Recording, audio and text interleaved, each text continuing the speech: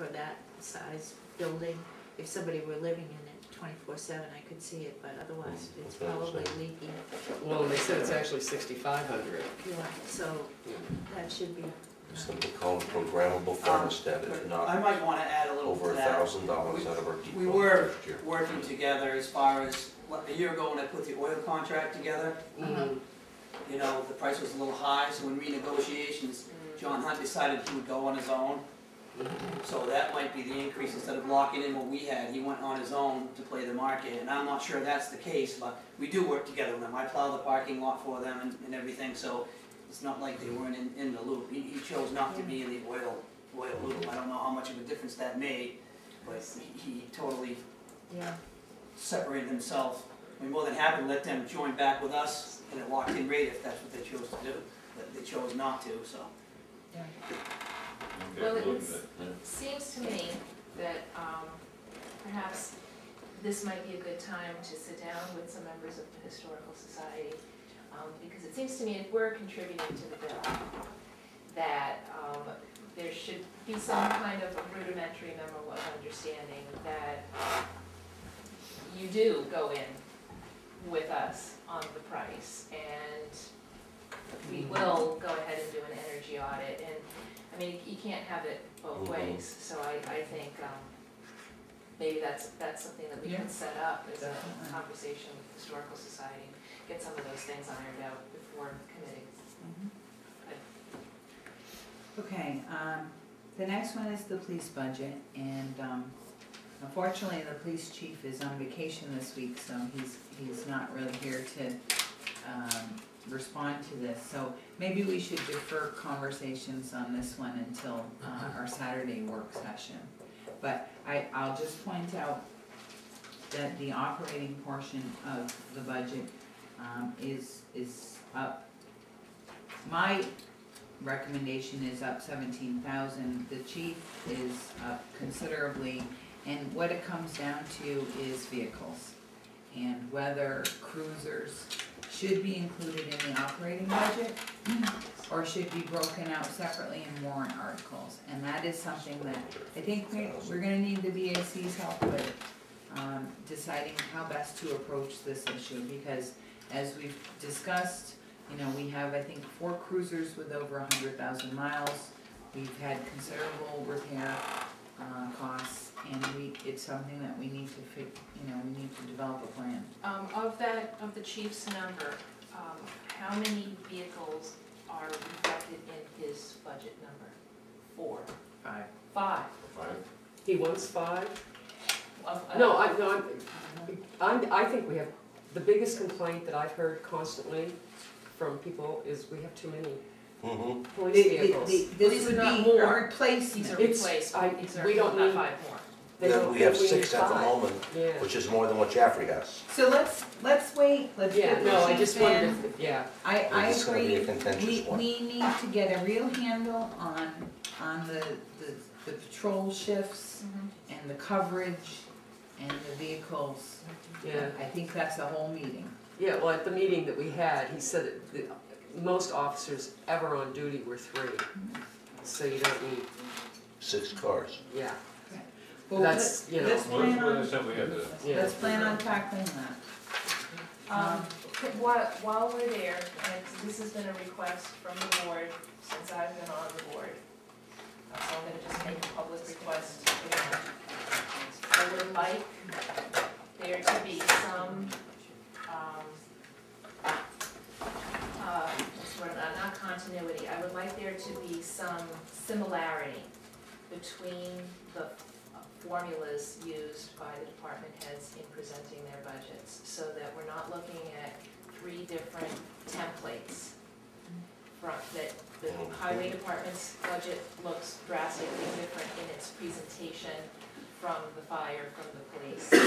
So it makes it just extremely difficult when we're sitting down. It is. It's like looking at IEPs, there's 5 different kinds and you can't compare them, and so I would really, really ask that we pick a template that everyone is comfortable with and plug their numbers into that. And the more detailed, like Rick's, the better, so that it's very, very clear as to where every dollar is and there's not a lot of questions left, or to the imagination. I'm sorry, I think it's a great idea, if I could get some assistance, some clerical assistance in doing that. Actually, it was the member who's not in the room whose budget I was referring to. Okay.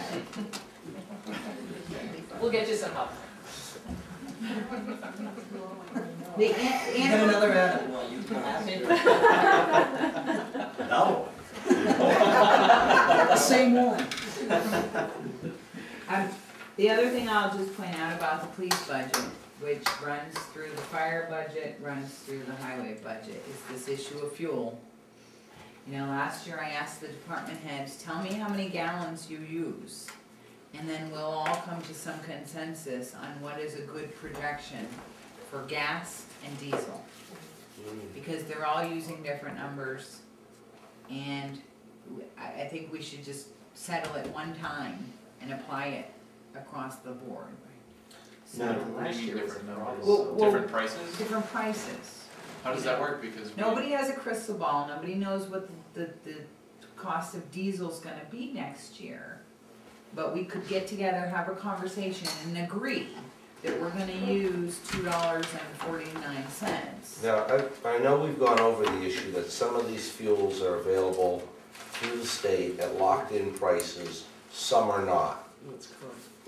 Have we looked at going out, because I know my youngest brother operates 7 trucks down in Pennsylvania.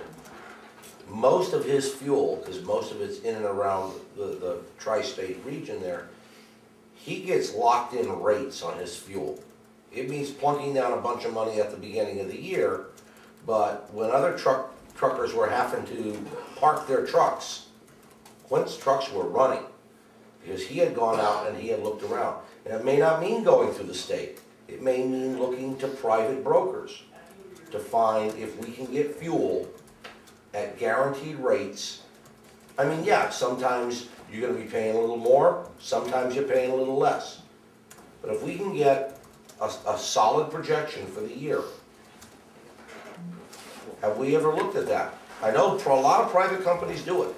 That's why Southwest Airlines was still profitable when fuel went sky high and everybody else was dying. They prepaid. They prepaid, yeah. I did do a lot of investigating on it locally, and the deal that they had with the state was better. It was. Yeah, So what came- at that time, but you know, things do change. Oh, yeah. We don't pay any tax on fuel. It's Right. significantly, it varies because the fuel state isn't locked in, like last month I think it was $2.32 per gallon. And it's basically been that for the last 3 months, but we don't pay, I couldn't get that at any. Well, as a government entity, you can buy it through brokers without paying the state tax. Where do you go get that? Where do you store get it? that? Wait a Where do you minute. store it when you get it? Who does It's it? free buy. You Okay. can get it without the taxes on it. You could have gotten it at the Sunoco station. Wait a minute, it's not that you don't pay it when you get it, but it's refunded to you Right. on the billing. It is, it's, Yes. you can, but the deal was still better from the state. My point. No, that's why I said, I We did, have, to answer Jason's question, yes, we have looked at that. yeah, so did I. Yeah, we're gonna look at it, okay. And I'm absolutely open to doing that, Yeah. but generally Okay. we find, generally the state, because we don't pay the tax on it. Yeah, it's just you get it back. We're gonna look but into it's- the best deal for the town, let's move on. But Alex, Rick? Basically, the price that I use comes from what I paid in September when we put the budget together. Because when I call the state, they say, we don't know because they're hunting for the best price. Yeah, yeah. So as they're hunting around, they just don't know where to walk it in. So when I do my budget, I figure on current price in September, and that's what I use. And they say, you can be in that, with the exception of, what was it, last